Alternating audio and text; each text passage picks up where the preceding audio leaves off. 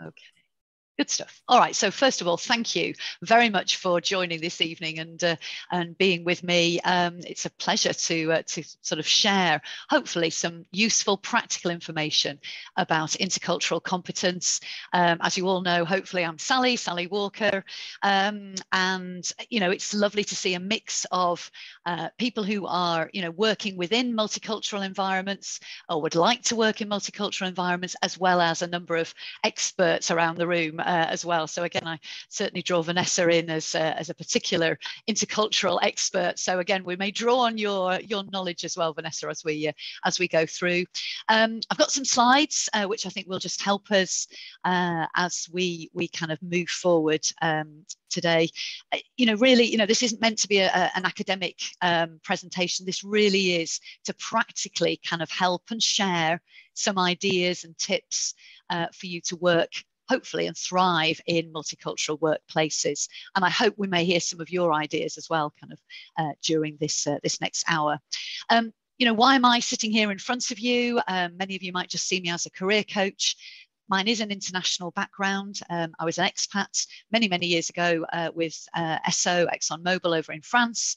I've run Exxon's global mobility program for the UK. I've been an expat partner over in Brussels. I've been an international HR leader across the Middle East, Africa, Central Eastern Europe with GE.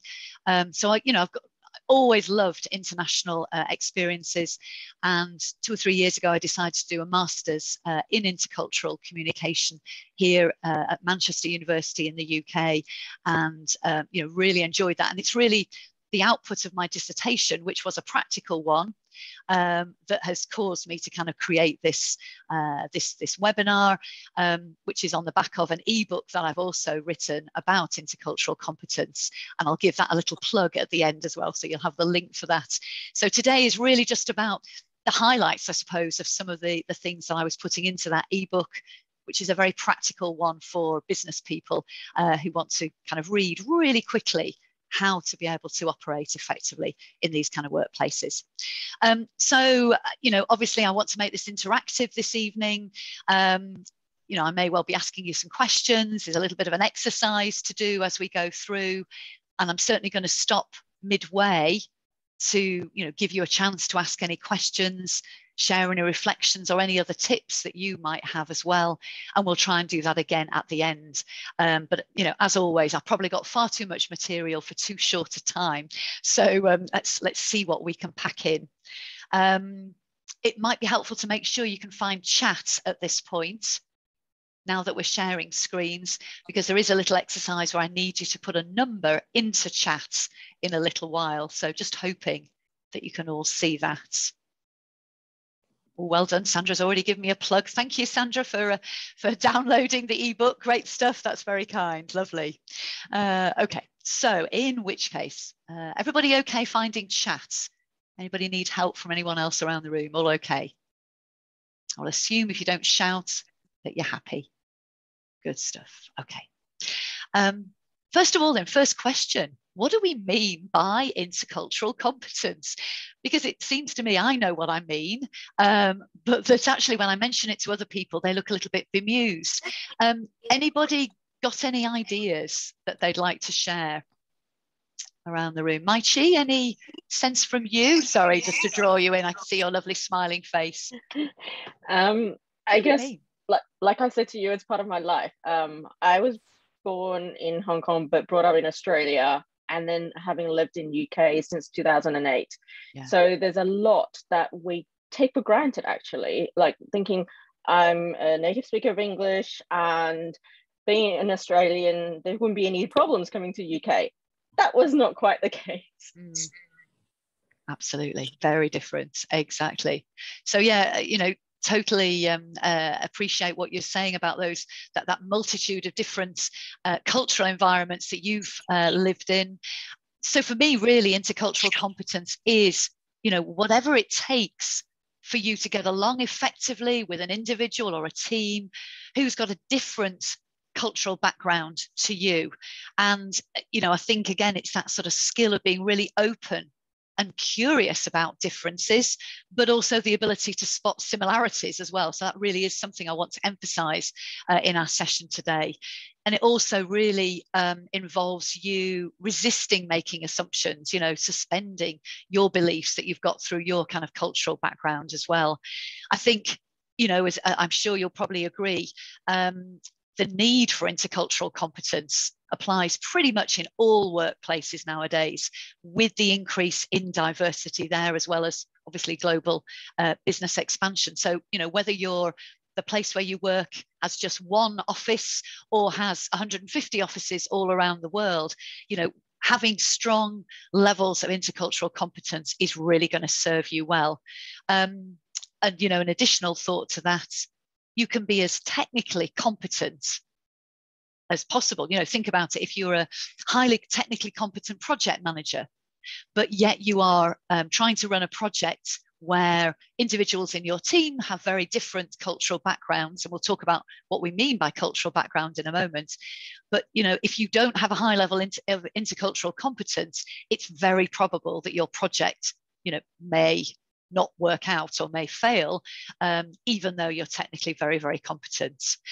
So again, you know, it's really valuable that we have this. So let's just pick up on that question of cultural background. So this is your chance to kind of get involved straight away.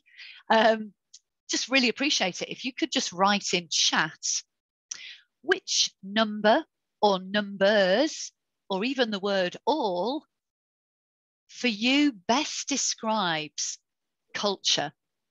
You look at those photos. So yeah, just pop your thoughts into chat. Aha. One's lead. I should have done a poll on this, actually. I do realise that afterwards. It would have been a nice little poll, but never mind. I will learn that for next time. Okay, so we've got a few alls coming in there. Number 3, it says Vanessa. Yeah, interesting. 1 says Mark. Yeah, interesting. Good.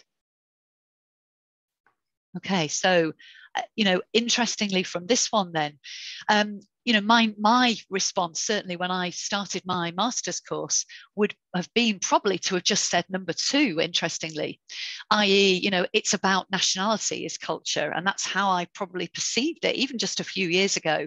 You know, perhaps even Maichi, you know, the way you described it, it's all to do with, you know, different countries that we've lived in, what is our home country culture, and so on. But actually, what I quickly learned, and this was probably the biggest revelation in the Masters, was that actually culture is much, much broader and more complex than that in its definition. And hence this opportunity actually to write all, because in fact, all of the photos in here represent different aspects of culture, if you think about it. So culture could be our nationality, which is obviously number 2. But it also, cultures develop where there's any group of individuals, yeah, based on a whole range of factors. So whether it's to do with sport, Mark, on number 1, yeah, or yes, absolutely, professional culture, number 3. So the workplace. If you think about it, again, I started off in oil companies, working there, and I assumed that one oil company would be exactly the same as another. But, you know, when I'd left Exxon and did some work for Shell, oh my goodness, the culture was totally different. So the work cultures that we're used to, again, affect, you know, our cultural backgrounds, as does our religion, number 4, our educational background. You know, there's a culture there, whether we've, you know, been to school, whether we've been to university, and so forth. And then lastly, a factor like age, where there are groupings where we're all together, again, that can affect how we behave. And there are other factors as well, whether that's gender and so forth. So, you know, political alignments, anywhere where there's a group of people, you know, you're going to get cultures developing. So again, I think it's worth bearing in mind that you could be in a multicultural team then, with all the team members having their home country, you know, same home country. So everybody could come from the UK or could come from Canada, but yet we could still call it a multicultural team, because it could be a variety of religions, ages, and so on amongst that. Hence why intercultural communication really is valuable in any environment that we're working in. And really, you know, in terms of then getting to grips with it, it really is about us learning more about ourselves and our own cultural background, and not just thinking, well, we're just from this particular country. Okay. So I thought it might be helpful just to give you some suggestions about how you can then establish, you know, am I working in a multicultural environment or not? You know, there are these questions here on screen to think about. You know, do you feel a little bit like a fish out of water? You know, if you've moved to a new organization, I'm thinking of Shona, who's become an HR leader.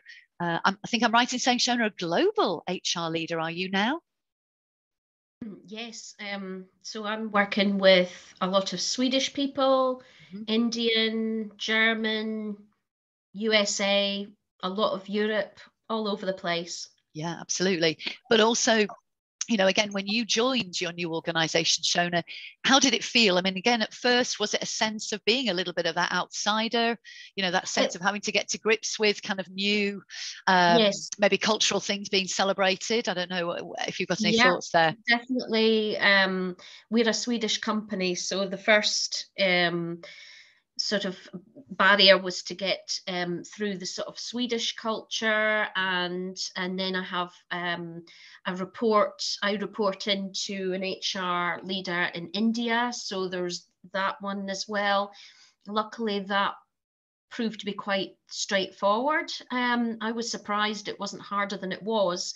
But yeah, I'm still really keen to find out the best ways to work with all my HR global colleagues. Yeah, absolutely. No, that really resonates.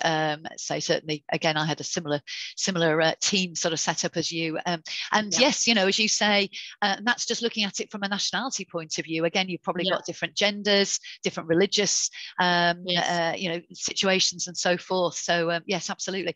I'm hoping you're used to the fika, Swedish fika, which is that nice coffee and cakes thing that they seem to always do. I love that Swedish people love coffee and cakes. Anyway, there we go.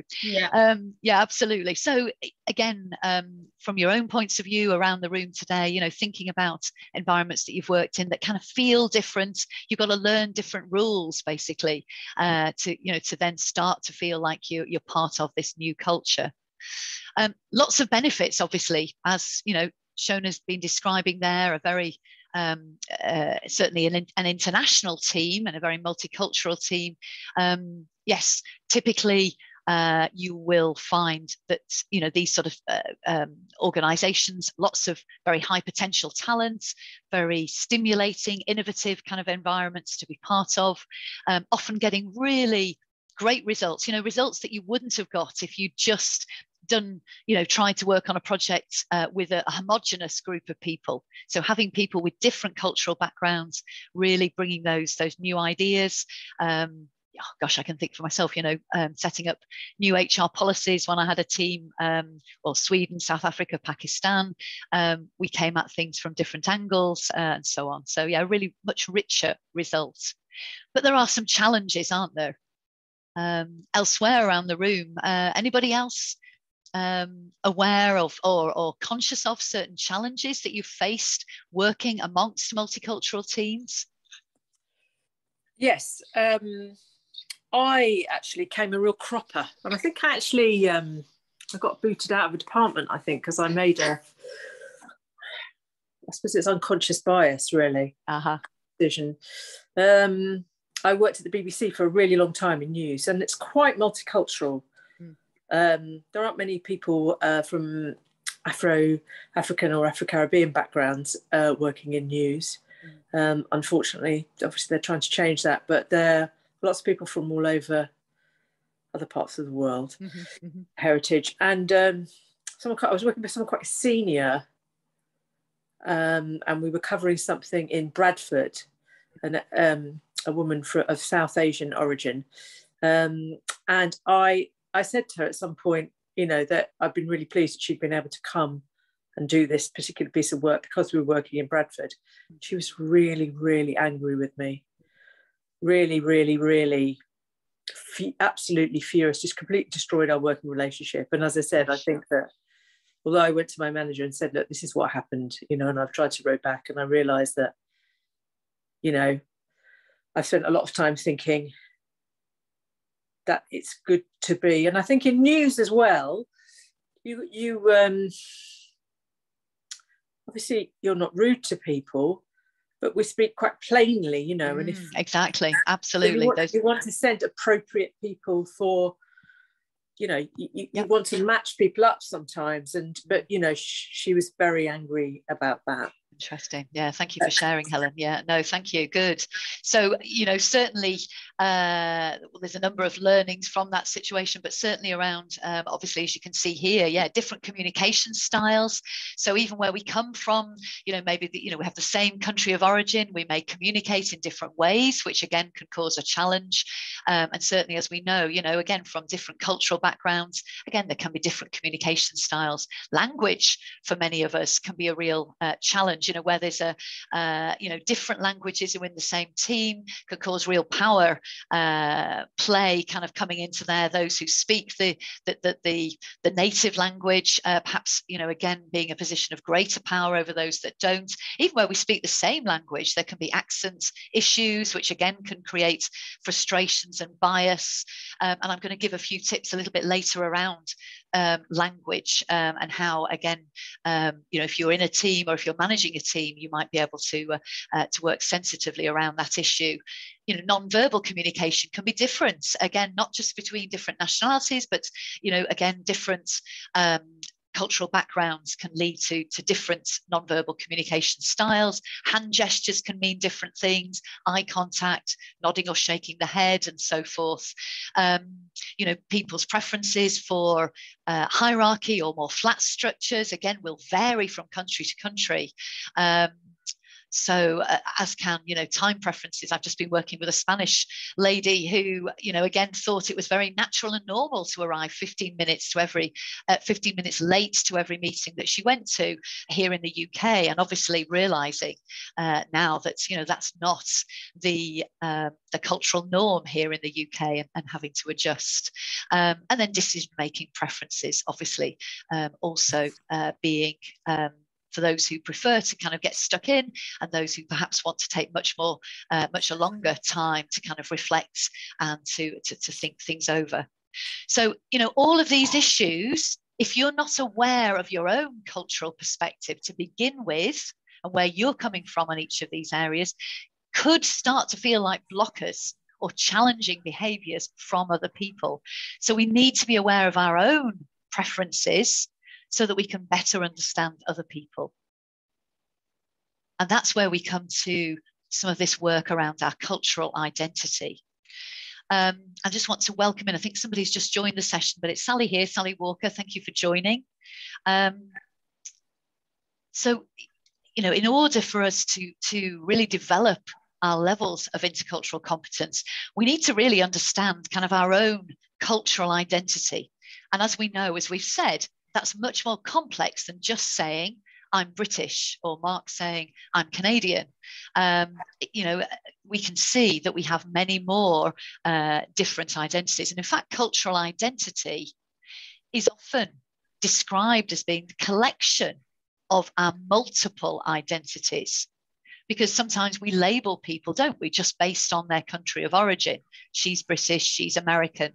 And we might run the risk then of making stereotyped assumptions about, you know, that particular person without recognizing sort of the many additional sort of interests and aspects that they've got to their cultural background. So, you know, I would really encourage you, you might even want to use this tool in your teams.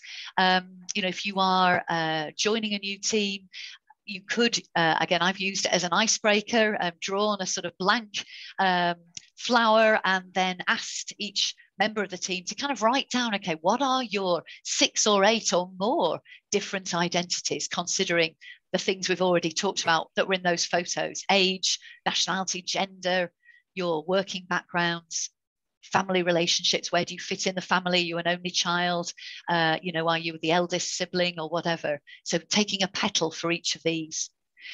Because what this helps people to do is to see, yes, the differences, but usually actually to find common ground. because you've got a lot more complexity on offer here. So I was using this just, in fact, just on Friday last week with a new Mexican client that I'm working with. Now, I've never been to Mexico before.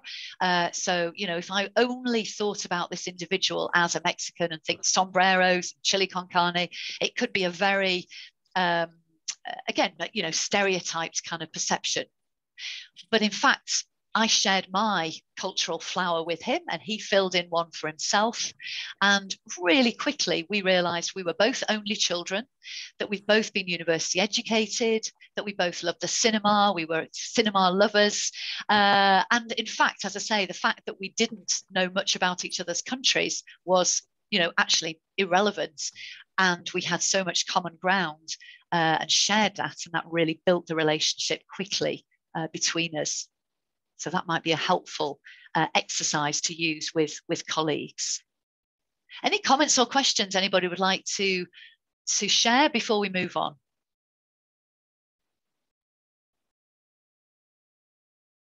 Okay. All right. In which case then, again, just aligned with this idea of, you know, before you can build your intercultural competence, you really kind of need to benchmark, where are you at the moment? Sorry, I'm just letting a couple of people into the session. So where are we now? You might find it really helpful to perhaps, you know, take a look at some of these questions and, you know, ask yourself, you know, am I in danger of, do I make quick assumptions about colleagues? You know, it can sometimes be easy to think, oh, okay, you know, somebody's got a different cultural background to me. I seem to be getting on okay with them, you know, all is well. And actually, you know, there are a lot deeper differences perhaps there that it might take some time to find out and to uncover. You know, what about your intercultural skills? You know, are you, you know, really strong at observing rather than reacting? So responding rather than reacting.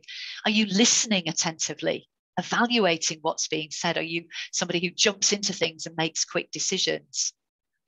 So, you know, again, want to be kind of thinking about sort of where you're up to. Be, you know, be honest with yourself about these different aspects.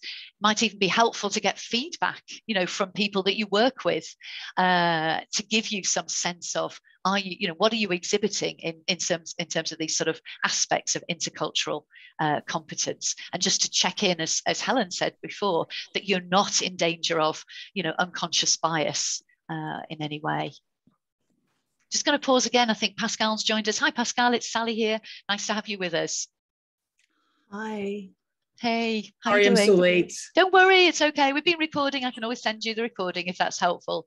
Nice to have you with us. Now, you're another intercultural expert, Pascal. So again, please feel free to chip in as we go through. If there are, you know, other ideas or tips that you want to share, then I'd be great to hear from you. Thank you. No worries. Thank you. Okay, I'm just going to hop forward because what I'd really like to share with you this evening, as it is here in the UK, are 3 ways that you can further develop your intercultural competence.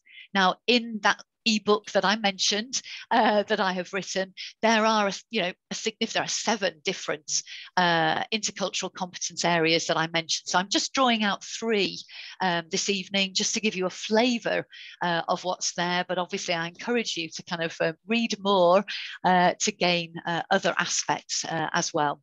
So I'm going to be sharing, first of all, we're going to talk about raising your tolerance of uncertainty. And then secondly, talking about how we can build relationships based on, empathy.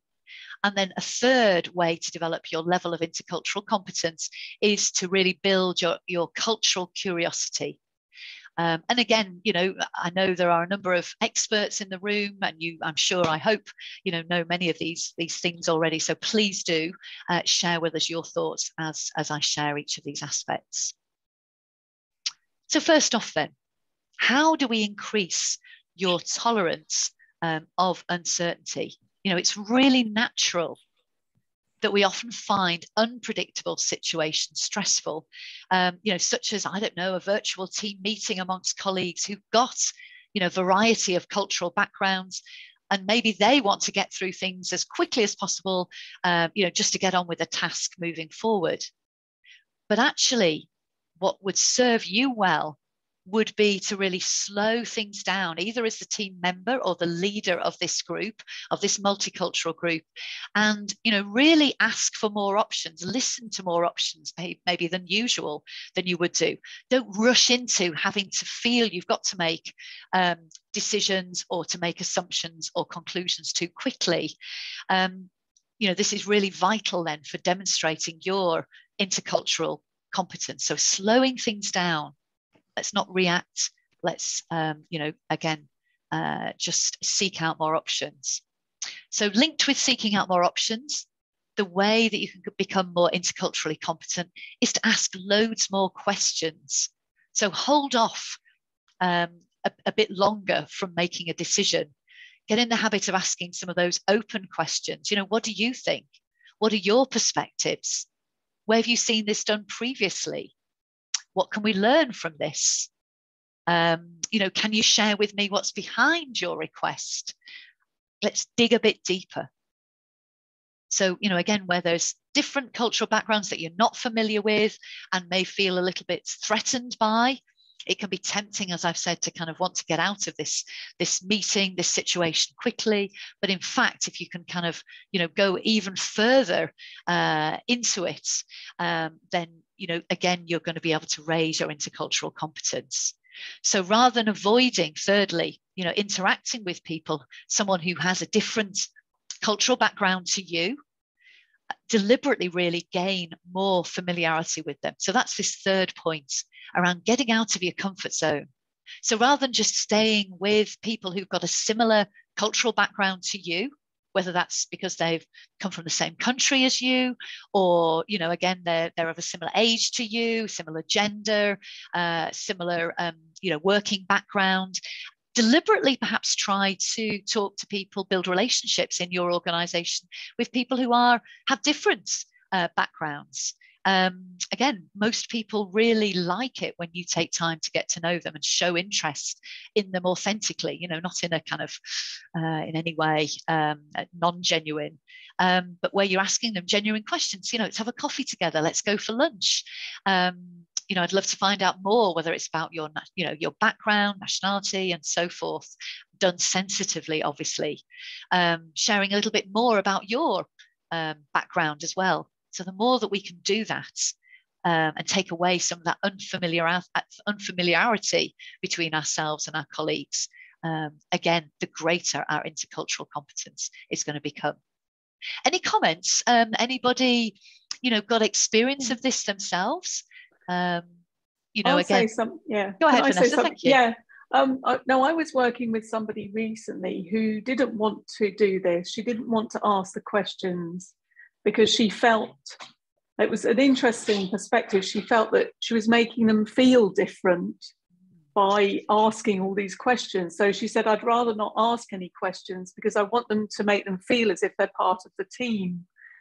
So I said, but, we talked about it, and I said, but the thing is, everybody does like to be asked, but as you say, it's the way you ask the questions and share some information about yourself. Even, sometimes we need to share a bit more personal information, I think, in these international teams. But I thought, that's an interesting perspective. People are getting afraid of asking questions because they want people to belong.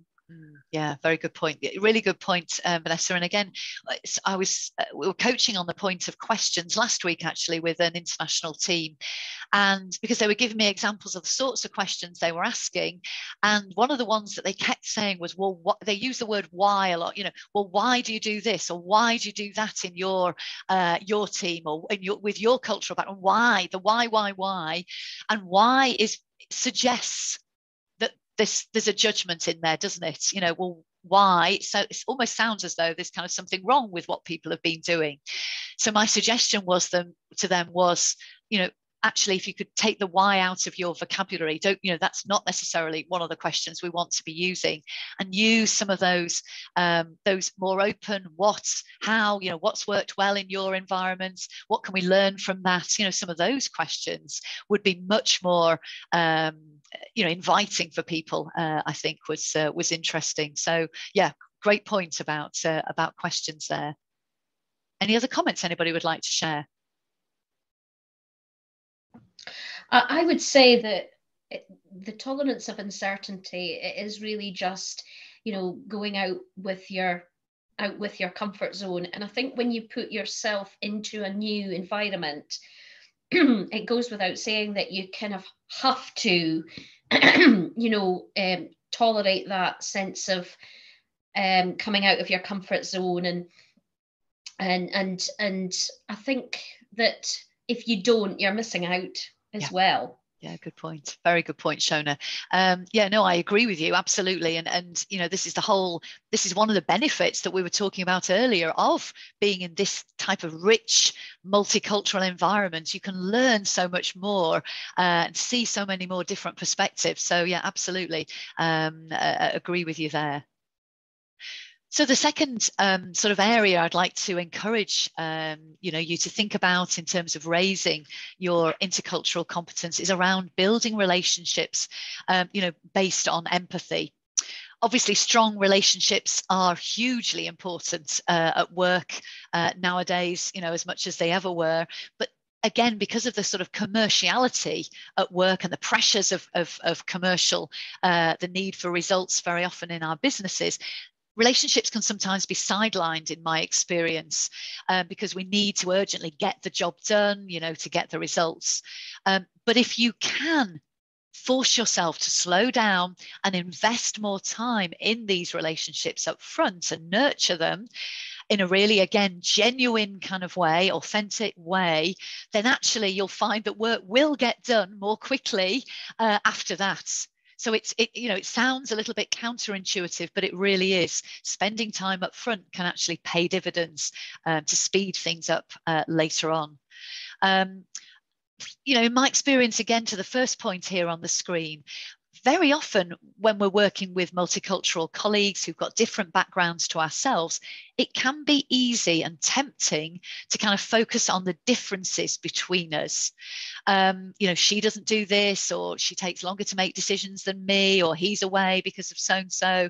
But actually, again, back to that cultural flower idea that we were looking at earlier, if you can share a little bit about yourself and a little bit more about your whole self, maybe a little bit about your family background, your interests, your sports, your hobbies, then it'll be much easier for those new relationships for you to find some of the common ground, the similarities. Every time, I think pretty much every time I run a webinar with an international audience, and I ask people, I don't know, what do you like to do outside of work or job search? And, they mention they've got a dog, or they love playing ice hockey, or whatever it might be. Then immediately the chat goes mad and everybody goes, oh, I love that as well. And there's lots of commonality, even though we've maybe got 50 different, countries or different cultural groupings kind of represented. So I think that's the first point. Seek out common ground with your colleagues, with your suppliers, with your clients as well. Again, show that you're interested, lean forward, nod, actively respond with your colleagues. Secondly, then, I think it's about, in these relationships, not assuming, obviously, that you've got all the right answers. Build relationships by asking other people for help and advice. So show vulnerability, I suppose you could say. Again, it may be from a colleague who comes from a different country, but equally it could just be from somebody with a different cultural background.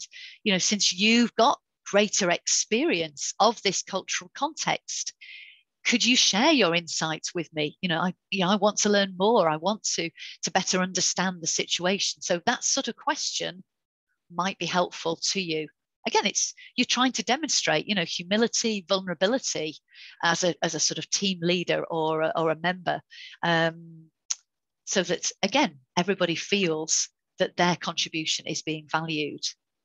And then lastly, I'm sure probably with the group around the room today, it probably goes without saying, but a final really important way of building good relationships is by giving positive, genuine, specific feedback and praise, making it a habit really.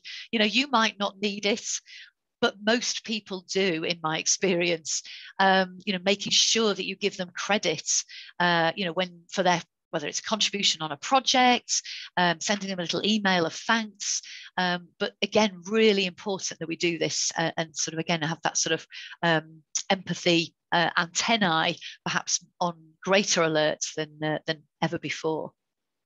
Any comments from any of the relationships, again, when you've been in, multicultural teams? I'm just wondering if there are any other tips or experiences that you've had that you'd like to share that would be helpful.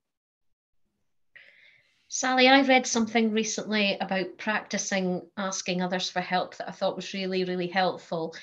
If you find it difficult to ask for help, if you circle it back at the end of receiving help from somebody and let them know the outcome of their help and how it helped and really supported you, then you actually feel better within yourself about asking for the help in the first place. Yeah. And I practiced that, and it really does work.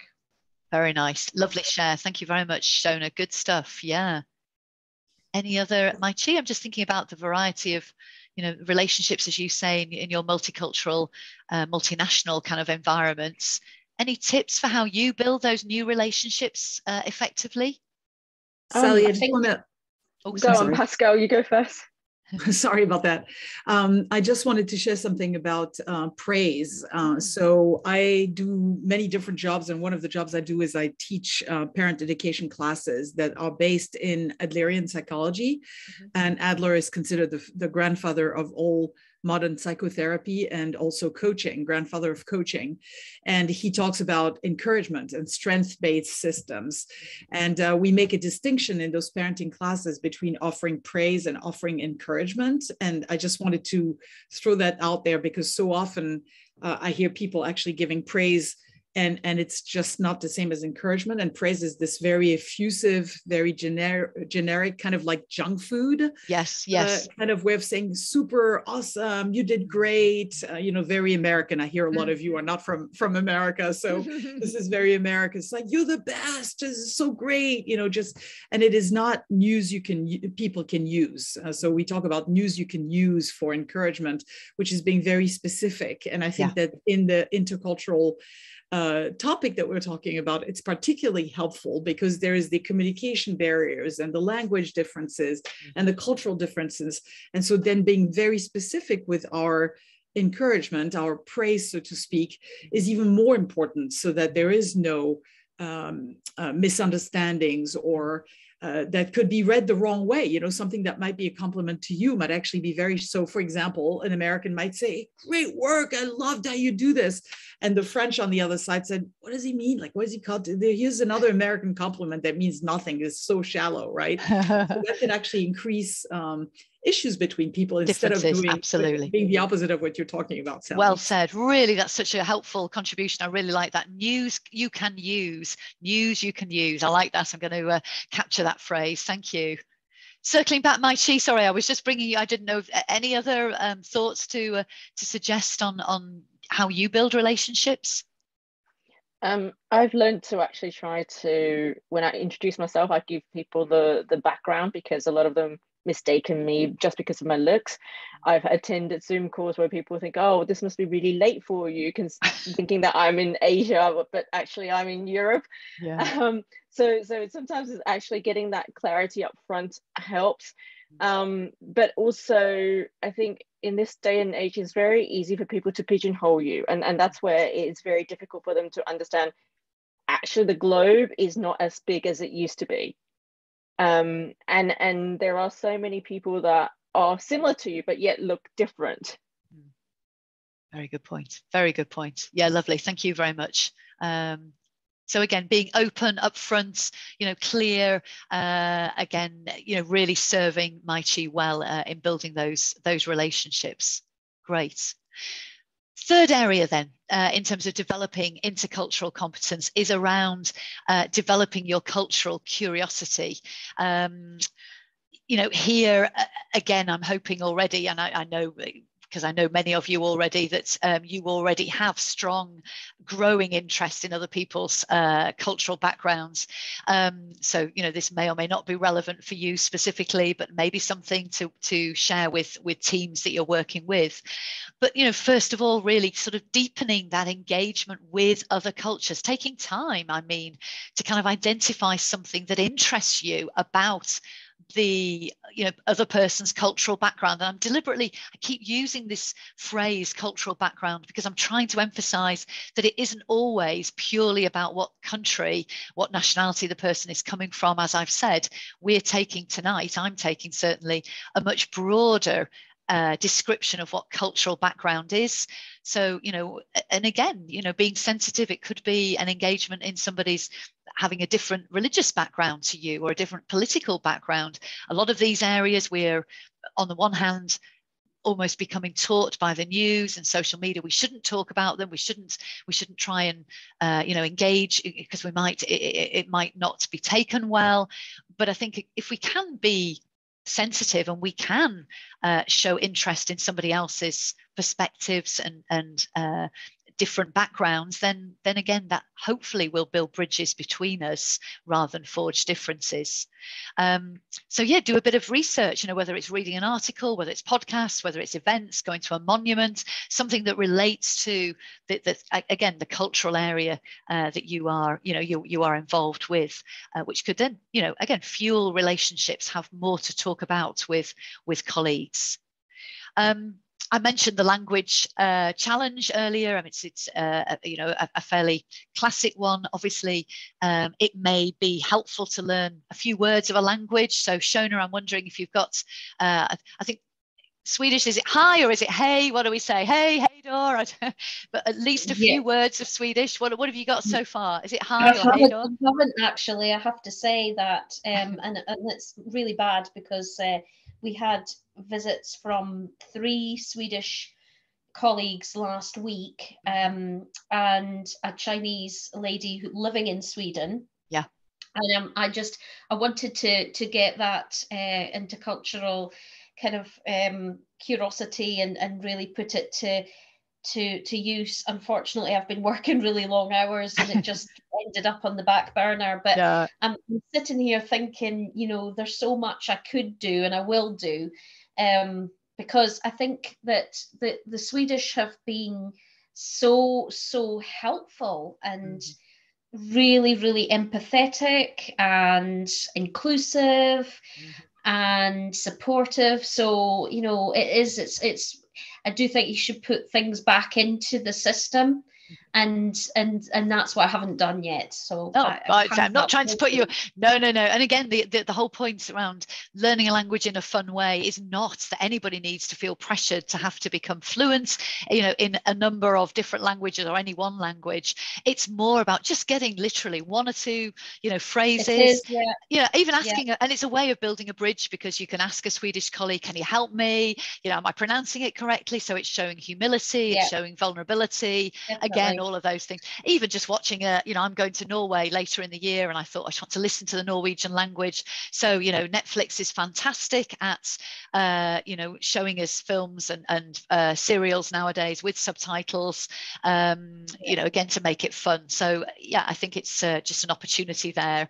And, lastly, then, this way of kind of building cultural curiosity could come through, perhaps the idea of journaling, when something surprises you or something unexpected happens, making a note of it, and then finding somebody who could be your, let's call them the intercultural mentor, who has that particular cultural background. So obviously, yes, we've been talking a little bit about nationalities. So for Shona, it might be finding a Swedish buddy who can give us some insights into that particular culture. But equally, as I've said, it might be somebody who, again, has, if you went to university and you're, you're working with maybe more of a manufacturing environment, people haven't been to uni, and you're wanting somebody who can better kind of share with you that cultural background. You're looking, you're trying to find people that can give you insights and can deepen your understanding.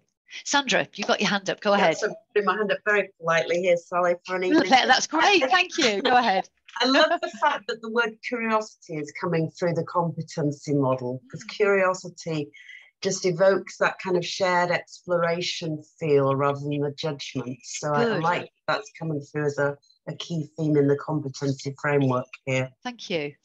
Good. Yes, I think it's exactly that. It's that sort of inquiring, interested, non-judgmental. Definitely that flavour there that you're picking up on. Good. I'm pleased to hear that. So just a few words, perhaps, just a little bit further about this idea of journaling.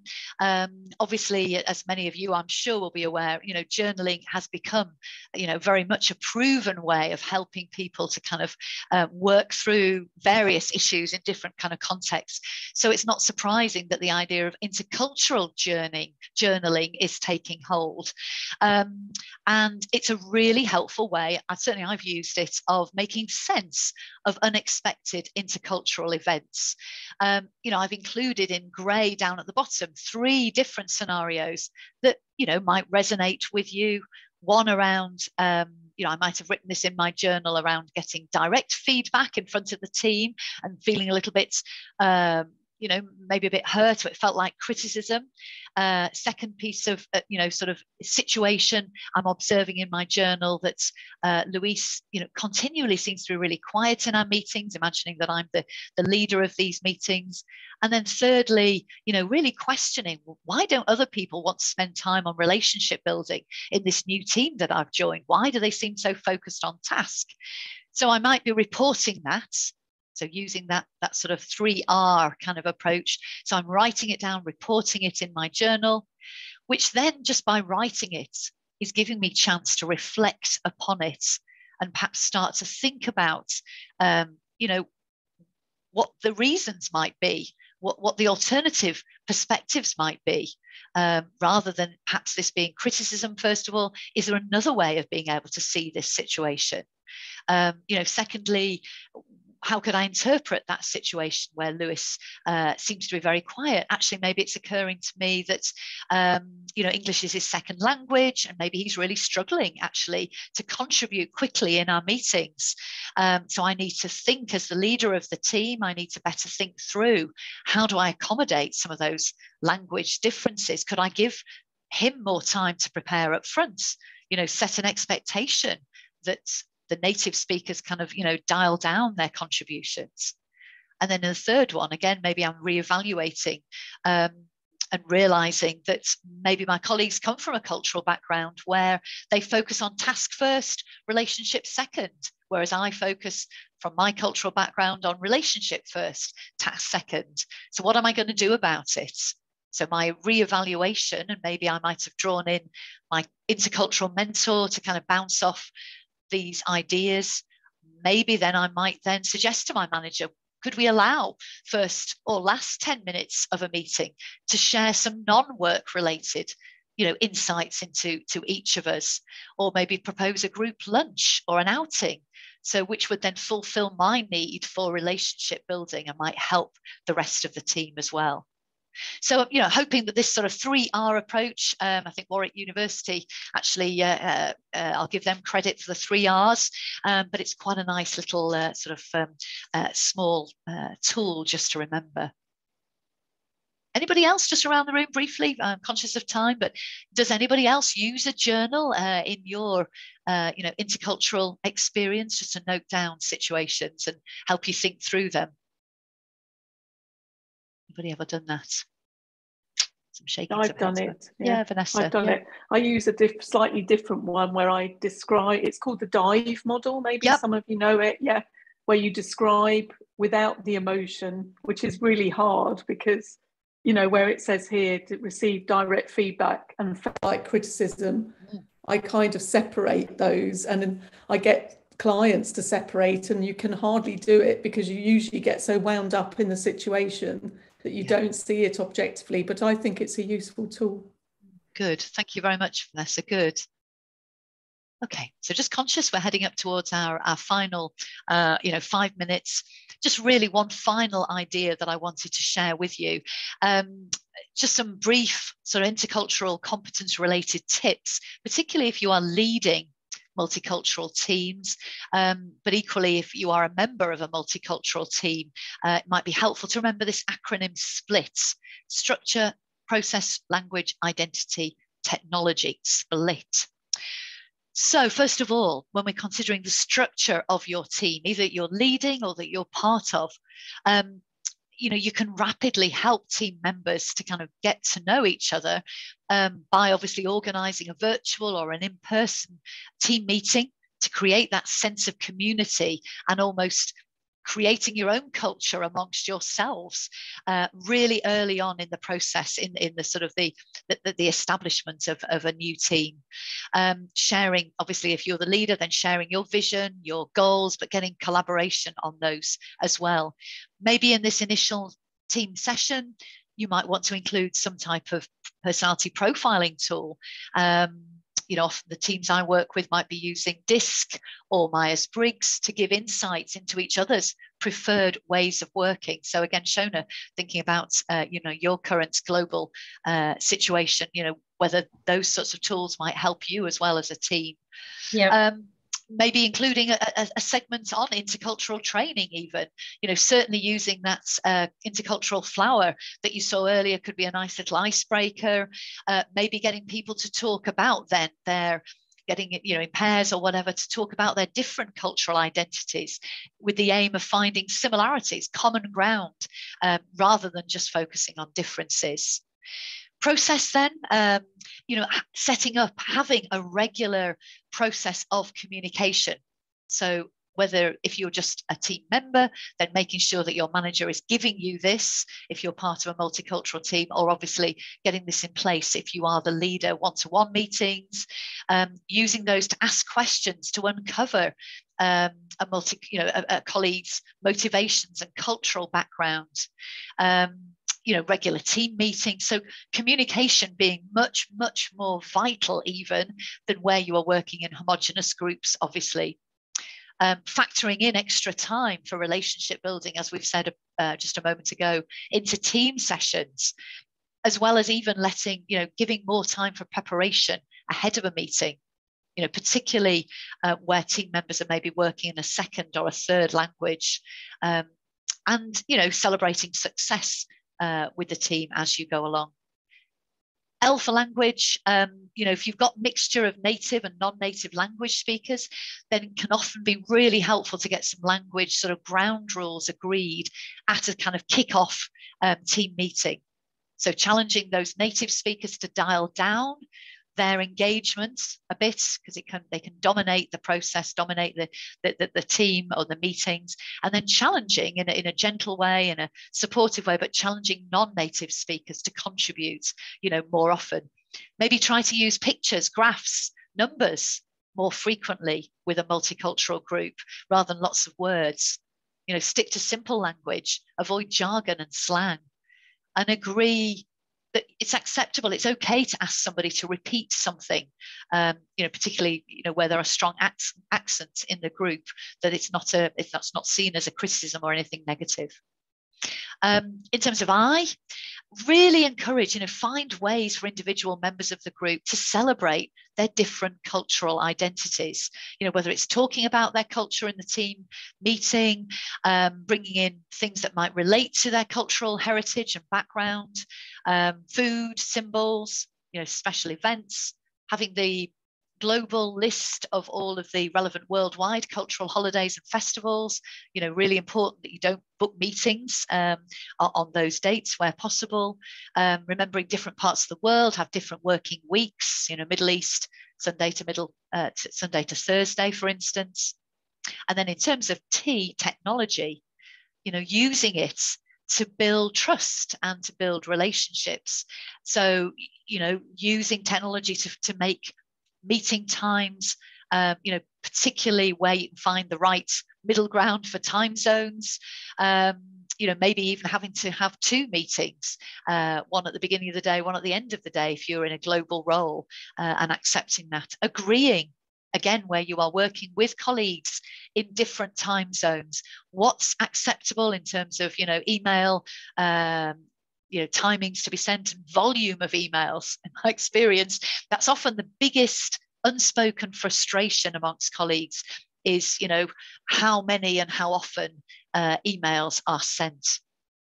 So just again, recognizing that throughout our use of technology, let's aim to kind of make sure it creates that environment of trust and fairness, you know, within a multicultural team.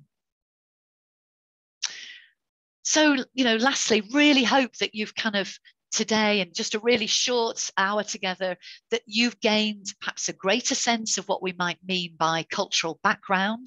You know, culture is complex, and there is lots of room for similarity, for common ground, rather than, you know, purely focusing on differences. And we can't really do without intercultural competence. Hopefully it's going to really make you, you know, your business, your organization thrive, you know, lead to innovation and growth. And obviously, I think it was probably Shona who said before, but, you know, greater personal development if you take yourself out of your comfort zone and really embrace, you know, the newness, the opportunity that's there as well. Maybe just have a final word on questions in a moment, but my contact details, many of you know these already, but if not, would be delighted to stay in touch, whether that's obviously on LinkedIn, you know, taking a look at my website. Yeah, let me know if you have any comments or questions going forward. Please do stay in touch. So we are at an hour. Any final questions or comments anybody would like to share before we close our session today? I just want to say real quick, it's Pascal. Hi, Pascal. Thank you so much for doing this, for organizing this. Thank you for asking me and probably a bunch of others on this call to contribute. It was an honor, really great presentation. And just one word that just came up for me on the last slide is, for me, just making interculturalness aware and awareness of cultural, you know, just talking about it, just telling people it's a thing and that you can talk about it and that you can have a starting discussion around that theme makes such a world of a difference. Like you said, you know, what can you do about it? Just simply making it aware and making it a topic is magical, I find. So great. Thank you for sharing that, Pascal, because we started, yes, by saying that many people, certainly aside from this group, don't necessarily know what we mean by intercultural competence. So it isn't necessarily something people are very familiar with yet. So let's keep sharing the word, sharing the knowledge. Good. Thank you for sharing. Thank you to everybody around the room for your time today. I hope it's been helpful. Mark, I hope it's helped you to get your university badge or credential or whatever. And very much hope that we can stay in touch with everybody around the group today on LinkedIn. Thanks very much, folks. All the very best going forward with the day. Thank you. Bye. Bye-bye, everybody. Thank you. Thanks, Thank you. Bye-bye.